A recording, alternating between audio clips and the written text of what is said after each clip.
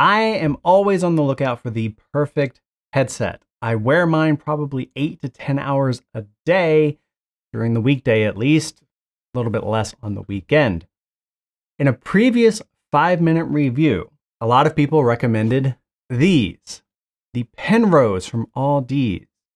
They basically said this right here could possibly rival what I think is the best PC and PS5 headset out there, the Audeze Wireless Pro by SteelSeries. And if you give me 5 minutes, I'm going to tell you why I don't recommend these. Starting off from a packaging standpoint, everything in here is top quality. Significant good foam protects everything inside of this box. You can see right here one of the major pros, a USB dongle that connects to both the PC and to your PS5. You simply unplug and plug it into the other device that you want to use. Additionally, the Penrose has excellent Bluetooth 5.0 technology that allows for nearly instantaneous pairing, and simply by pressing one button, you are able to go from the 2.4 gigahertz wireless connectivity standard to that Bluetooth standard, and it will find my phone, it'll find my PC nearly instantaneously. That solves a lot of the problems that I was having with the Audeze itself, which had very slow Bluetooth pairing and oftentimes just did not work well when it came to Bluetooth. Now, for the last 3 weeks, I have used these headsets exclusively just to make sure that I fully understood the limits and the capabilities, and so I can get a good gauge on the audio quality compared to the Audeze that I have previously recommended. There is mild noise reduction. This is not an active noise reduction, but the ear cups do a fabulous job reducing the external noise to a degree that is higher than the Audeze itself. Sound quality inside of these headphones is amazing. This uses a planar technology instead of a traditional driver unit. That means you get improved studio quality, volumes, and audio quality coming out of a headset that is wireless. These really do sound very, very good.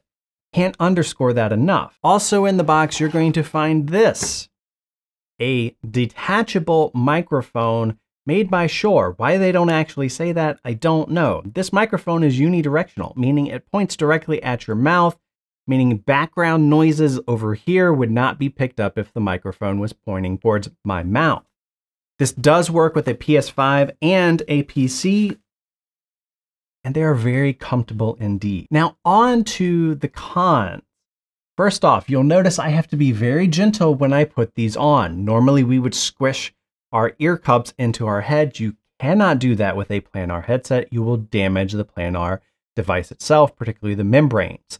Additionally, there's an odd waveform interference in this side, and that's the side that lacks the venting that is on the right side. Now, a lot of people have speculated that that sound is occurring because the planar is creating a different air pressure inside of the cup. So if you just lift it off and gently put it down again, it goes away.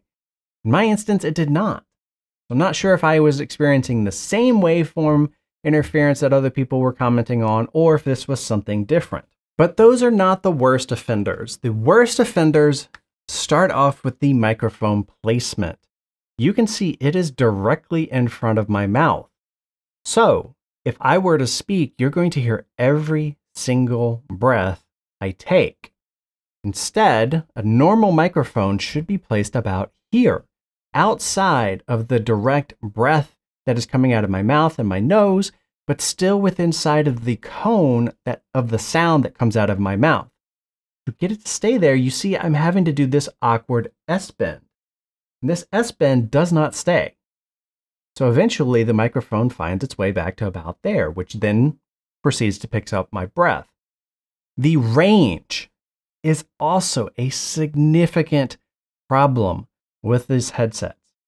I can't go more than 10 to 15 feet direct line of sight without it dropping out of range. And this is particularly peculiar to me because the transmitter that's inside of here is pulling the same amount of amperage and volts that other USB devices are able to pull, so the power shouldn't be different.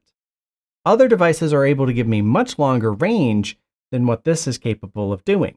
The last issue, which to me just became a complete deal breaker.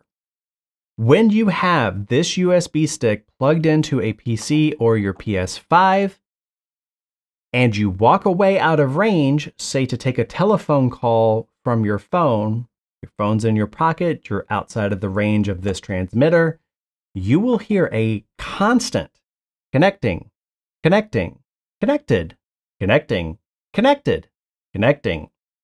It does not stop. I've tried pressing all of the buttons and it just does not stop.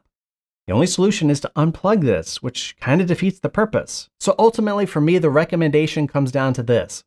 If you play a PC and a PS5 in the same room and you never walk around your house, which is kind of weird now in the COVID times, then yes, these are an extremely high-end headset that you should consider.